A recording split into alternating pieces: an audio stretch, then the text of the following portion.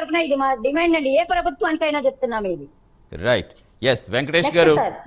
Yes వస్తాను రామదేవ్ గారు. మళ్ళీ వెంకటేష్ గారు, సో ఏం కనిపిస్తుంది ఇప్పుడు జనరల్గా పార్టీలు అంటే డెఫినెట్గా ఒకరు ఇవన్నీ కామన్గానే కనిపిస్తాయి బయట ప్రచారంలో కావచ్చు. ఇప్పుడు గతంలా కాదు, ఈ రోజు చెప్తే రేపు వచ్చే రోజులు కాదు ఇవి.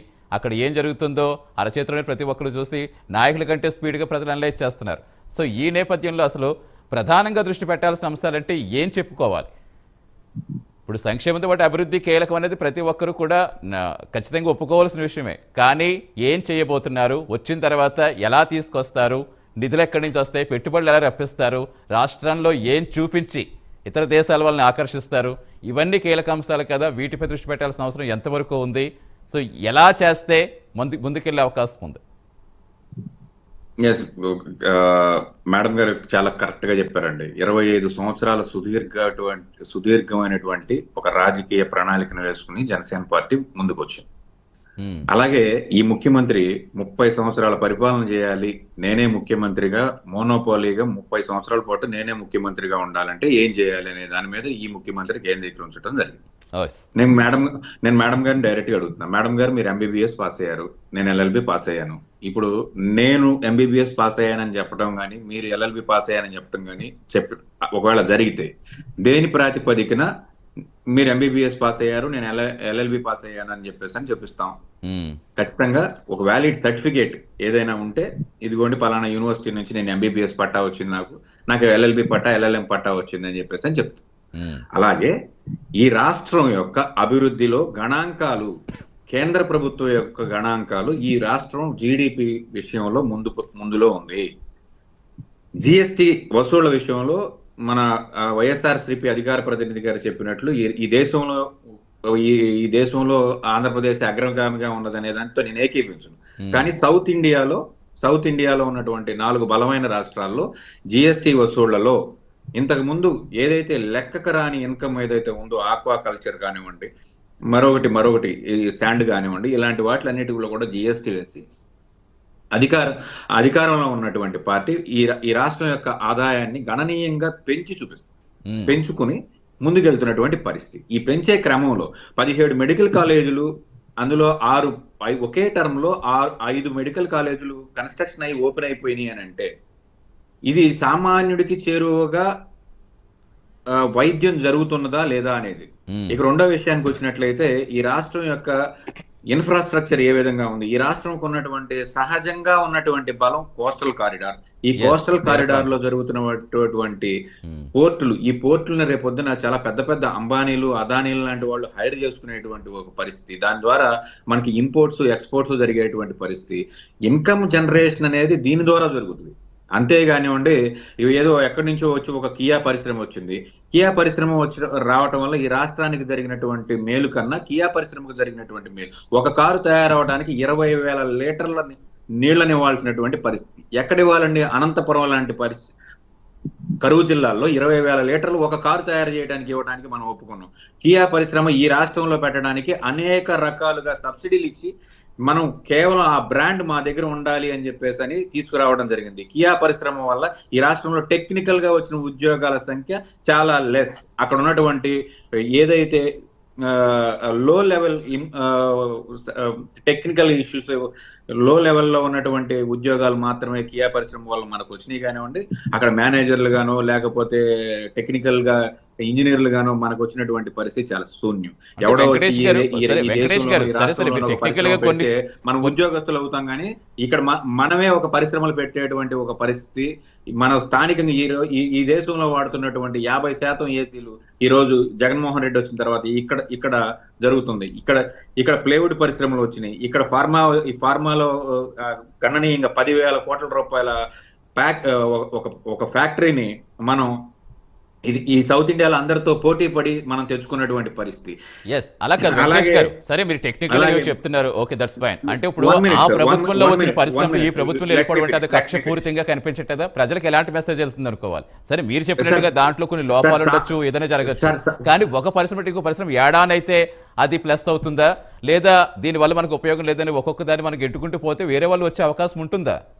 సార్ ఖచ్చితంగా కొన్ని పరిశ్రమల్ని మనం గెంటేయాల్సినటువంటి పరిస్థితి అయితే ఉంది. అవి ఎటువంటి పరిశ్రమలు అంటే ఇప్పుడు వైజాగ్ కేంద్రంగా మనం రాజధాని అనేటువంటి ఒక ఇష్యూని తీసుకుని ఈ ప్రభుత్వం ముందుకెళ్తుంది.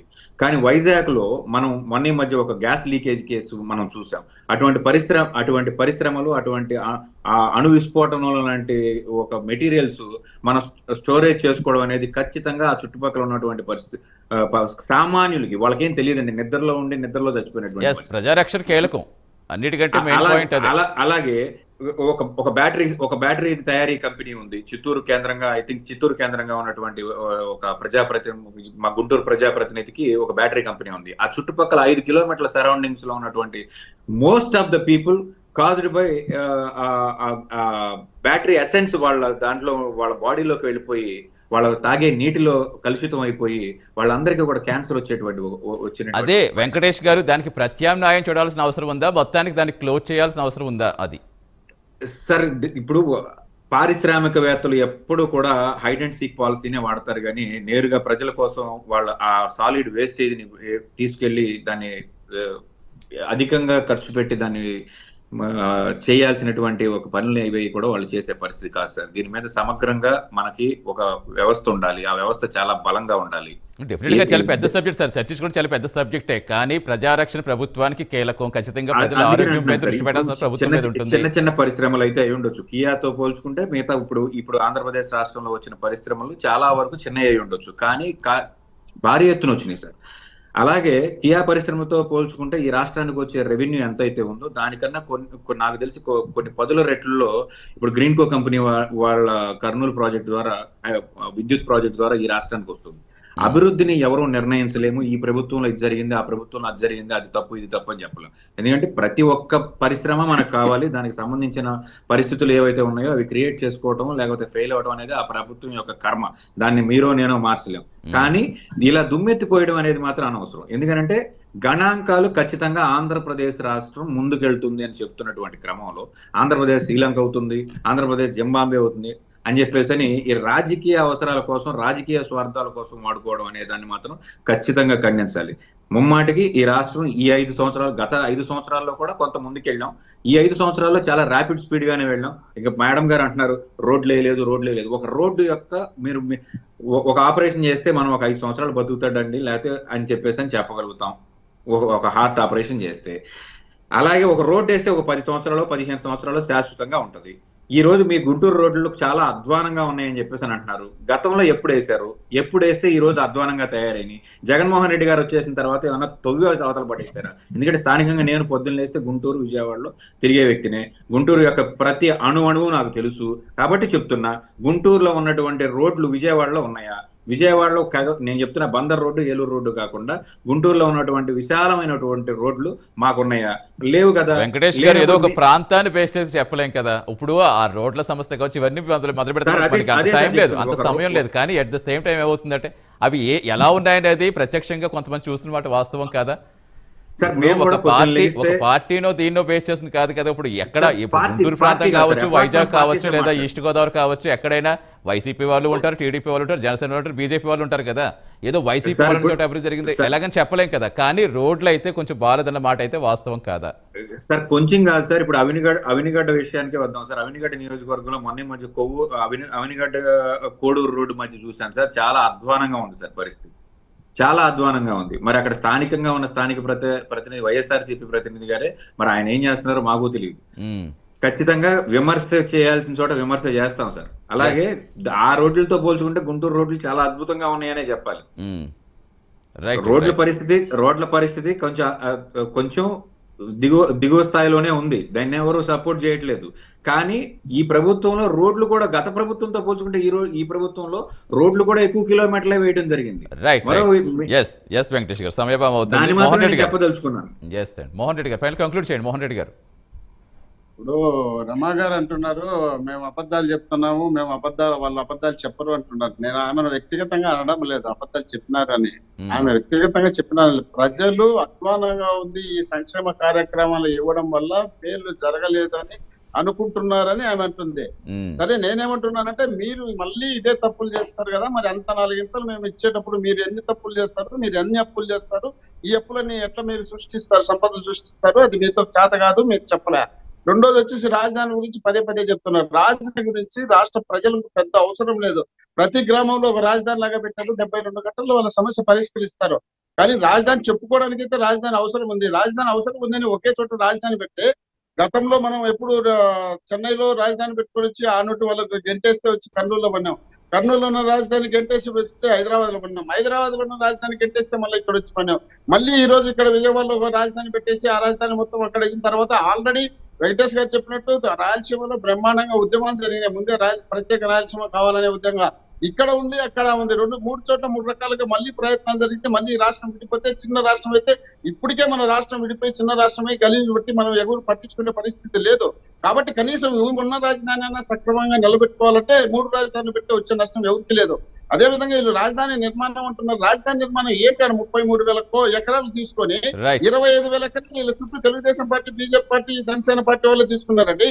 రాజధాని సర్వనాశనం చేసినారు. 100,000 కోట్ల రూపాయలు తీసుకొచ్చి తాత్కాలిక రాజధాని చెప్పి సీఎం ప్రతిపక్ష నాయకుడు కూర్చున్నటువంటి చాంబర్లేక నీళ్లు దిగినా ఎందుకయ్యా ఇదంటే ఇది తాత్కాలిక రాజధాని అని చంద్రబాబు నాయుడు గారు చెప్తున్నారు. వీళ్ళు రాష్ట్రంలో వీళ్ళకు అభివృద్ధి లేదు, సంక్షేమం లేదు, స్టాండర్డ్ అయినటువంటి వర్కులు లేవు, వీళ్ళు శాశ్వతమైనటువంటి కార్యక్రమాలు చేయరని మోహన్ రెడ్డి గారు ఇప్పుడు రాష్ట్ర వ్యాప్తంగా అభివృద్ధి చెందాలని ప్రతి ఒక్కరు కోరుకుంటారు. కానీ అది రాజధానితో ముడిపెట్టేస్తే మొత్తానికి అది ప్రజల మధ్య విద్వేషాల్లాగా వెళ్ళిపోకూడదు కదా, ఏ అంశమైనప్పటికీ.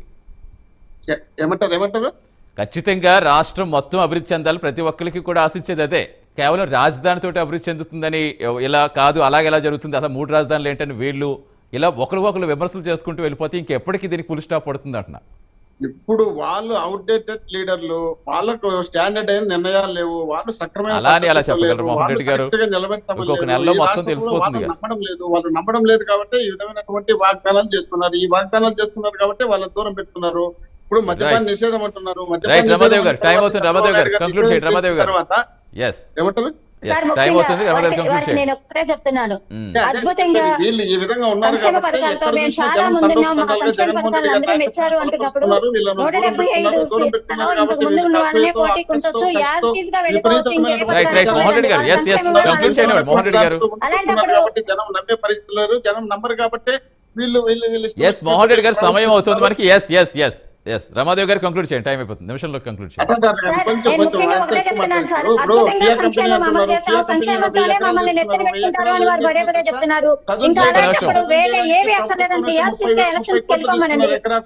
కూటమి అంటున్నారు. కూటమి గురించి మనకెందుకు, మీకెందుకు, నాకెందుకు అండి, అది మా నాయకులు చూసుకుంటారు, వాళ్ళకి తెలుసు ఏది చేస్తే బాగుంటుందో. ఒక రాముడు సంహారం జరగాలి అంటే అందరినీ దగ్గర తీసుకున్నాడండి. చివరికి ఉడత సాయం కూడా అవసరం వచ్చింది, తప్పేం లేదు. రాష్ట్ర బాగు కోసం మా నాయకుడు ఖచ్చితంగా కూడా కూటమిలోకి వెళ్ళారు. అది ఏది జరిగినా కూడా మీలాగా మేమైతే ఆలోచించమండి. ఖచ్చితంగా ప్రజల కోసం వెంకటేష్ గారు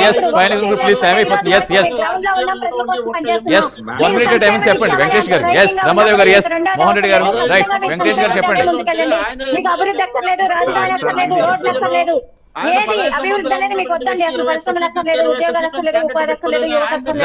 రైట్ రమాదేవ్ గారు, రైట్ మోహన్ రెడ్డి గారు, వెంకటేష్ గారు సామాజిక వర్గం మీద చెప్పండి. ఒక నిమిషం మాత్రం చెప్పండి. రాజకీయ నాయకుడుగా పనికిరాడని ఒక్క నిమిషం రమాదేవ్ గారు, ఇలా చెప్పుకుంటూ వెళ్తే అదే ఫుల్ స్టాప్ పడదు. రాయలసీమ అభివృద్ధి చెంది మోహన్ రెడ్డి గారు మీరు కంటిన్యూగా మాట్లాడుతూనే ఉన్నారు. కంటిన్యూగా మీకు ఎంత సమయం ఇచ్చిన కంటిన్యూగా మాట్లాడుతున్నారు. మోహన్ రెడ్డి గారు పరిశ్రమలని అందరూ వికేంద్రీకరణ చేయండి, తప్పకుండా అన్ని చోట్ల అభివృద్ధి చేయండి. మేము ఇక్కడే అభివృద్ధి జరగాలని కోరుకోవట్లేదండి, రాజధాని దగ్గరే అభివృద్ధి జరగాలని కోరుకోవట్లేదు. ప్రతి జిల్లాకి అభివృద్ధి చేయండి, ప్రతి జిల్లాకి ఒక పరిశ్రమ చేయండి. తప్పకుండా మనం హర్షించాలంటే అన్ని జిల్లాలు బాగుండాలి. రాష్ట్రం అంటే వెంకటేష్ గారు ఫైనల్ కంక్లూడ్ చేయండి, టైం అవుతుంది. క్లోజ్ చేద్దాం. వెంకటేష్ గారు మేడం గారు చెప్పినట్టు మేడం రామాయణం చెప్తే వైఎస్ఆర్సీపీ వాళ్ళు మహాభారతం చెప్తారు. రాముల వారు సంహారం కోసం అందరినీ, కోతులందరినీ ఒక చోటకు తీసుకెళ్లారు, లేకపోతే ఆ జాతిని ఒక చోటకు తీసుకెళ్లారు అని అంటే మరి మేడం గారు ఏం చెప్పాలనుకుంటున్నారో నాకైతే అర్థం కాలేదు. అపార్ట్ ఫ్రమ్ పాలిటిక్స్ ఖచ్చితంగా ఈ రాష్ట్రం గణాంకాల విషయంలో కానివ్వండి, అభివృద్ధి విషయంలో కానివ్వండి, సంక్షేమం విషయంలో కానివ్వండి, ముందు వరుసలోనే ఉంది. సౌత్ ఇండియాలో ఖచ్చితంగా ముందు వరుసలోనే ఉంది. ఇక రిమైనింగ్ ఏదైతే ఐటీ సెక్టార్ లో కానివ్వండి, గతంలో లేనటువంటి ఐటీ సెక్టార్ మన రాష్ట్రంలో ఐటీ సెక్టార్ చాలా తక్కువ. కాకపోతే మేజర్ ఇక్కడ mass production of IT related education మాత్రం ఇక్కడ చాలా భారీ ఎత్తున జరుగుతుంది. ఈ రాష్ట్రంలో ఈ దేశంలో ఎక్కడ ఐటీ ఉన్నా కానీ అక్కడ ఒక తెలుగువాడో లేకపోతే తెలుగు ఇంజనీరో ఉండేటువంటి ఒక పరిస్థితి. కాబట్టి మన దగ్గర ప్రొడక్షన్ విద్యా వ్యవస్థ చాలా పటిష్టంగా ఉంటుంది. ఆంధ్రప్రదేశ్ అంటేనే విజయవాడ అంటే విద్యలవాడ అని చెప్పేసి అని ఒక పేరుంది. కాబట్టి ఇక్కడ మానవ వనరులని ఖచ్చితంగా షైన్ చేసి పంపించి డెఫినెట్ గా వెంకటేష్ గారు, మనకి అత్యంత వనరులు ఉన్నాయి, తీర ప్రాంతం ఉంది, మౌలిక సదుపాయాలు ఖచ్చితంగా ప్రజలకు కల్పించాలి. అట్ ద సేమ్ టైం పెట్టుబడులు కూడా రప్పించి ప్రపంచంలో అగ్రగామిగా ఖచ్చితంగా ఉండాలని కోరుకుందాం. రాష్ట్ర ప్రజలుగా ప్రతి ఒక్కరికి పార్టీలకు ఖచ్చితంగా కావాల్సింది అది. డెఫినెట్ గా ఎన్నికల సమయంలో ఈ విమర్శలు ప్రతివిమర్శలు కామన్ గా ఉంటాయి. సార్ నేనేం చెప్పదలుచుకున్నానంటే with in the span of 5 years లోటు బడ్జెట్ తో మొదలైనటువంటి కేవలం 100 కోట్ల రూపాయలతో మొదలుపెట్టినటువంటి ఒక పరిపాలన, ప్రత్యక్షంగా మొదటిసారి ముఖ్యమంత్రి ఈ వ్యక్తి ఇన్ని పోర్టులు కట్టాడు. ఎందుకనంటే ఇన్ని పోర్టులకి కనీసం కట్టాడా పూర్తి చేశాడా అనేది పక్కన పెడితే ముందు ఇనిషియేషన్ తీసుకుని ఇన్ని పోర్టులు కట్టాడు, ఇన్ని పోర్టులు స్టార్ట్ చేశాడు. ఈ రోజు బందర్ పోర్టులో లంగర్ వేసేటువంటి ఒక పరిస్థితి, కాకినాడ పోర్టు అభివృద్ధి జరుగుతుంది, రామాయపట్నం అభివృద్ధి చెందుతుంది. ఇదే మన బలం. మనకున్నటువంటి మానవ వనరులతో పాటు మనకున్నటువంటి ప్రకృతి వనరులను కూడా ఉపయోగించుకొని మనం ముందుకెళ్ళాలి అని అంటే మనం ఏదో అక్కడి నుంచో ఎక్కడి నుంచో మనకు ఎటువంటి అనంతపురానికి కార్ మ్యానుఫ్యాక్చరింగ్ ఇండస్ట్రీకి అసలు సంబంధమే లేదు. కానీ అక్కడ ఒక పరిశ్రమను బయట నుంచి తీసుకొచ్చి వాళ్ళకి ఇక్కడ చేసి దేశ విదేశాలకు ఎక్స్పోర్ట్ చేసినటువంటి పరిస్థితి. అలాంటి ఒక పరిస్థితుల్లో మనకు ఉన్నటువంటి అత్యంత సముద్ర తీరం ఏదైతే ఉందో దీనిని ఉపయోగించుకొని పోర్టులు తీసుకుని వస్తున్నాం. ఖచ్చితంగా దీంతో పాటుగా డ్రగ్స్ కూడా వచ్చినాయి. మీరు గమనిస్తే